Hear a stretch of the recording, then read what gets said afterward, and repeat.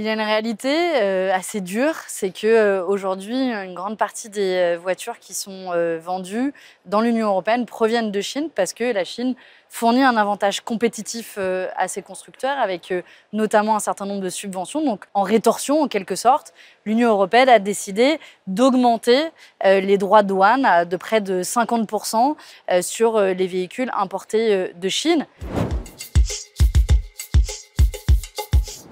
L'objectif des mesures qui ont été prises par l'Union européenne est clair, c'est de favoriser le marché européen, les producteurs européens, plutôt que les producteurs chinois. Après, pour être honnête, il y a un risque, c'est un risque de rétorsion et d'une guerre commerciale, parce que l'Union européenne n'a pas suffisamment anticipé cet objectif de production de voitures électriques.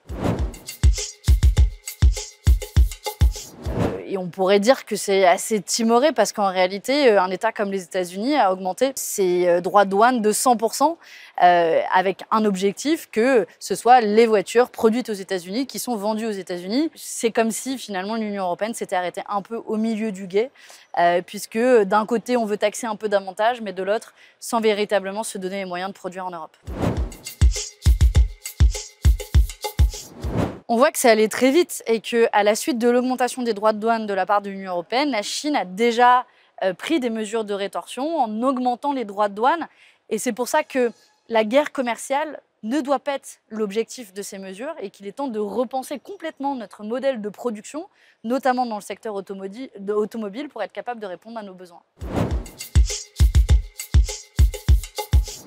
C'est souvent le réflexe qui est pris par notamment tous les climato-sceptiques qui disent regardez, de toute façon le problème c'est cette mesure d'interdiction des voitures à moteur thermique d'ici 2035. Si on a pris cette mesure, c'est dans un objectif écologique et que cet objectif, il existe aujourd'hui encore sur nos épaules quand on voit l'accélération du réchauffement climatique dont on subit d'ailleurs les conséquences. Mais il est temps de faire deux choses.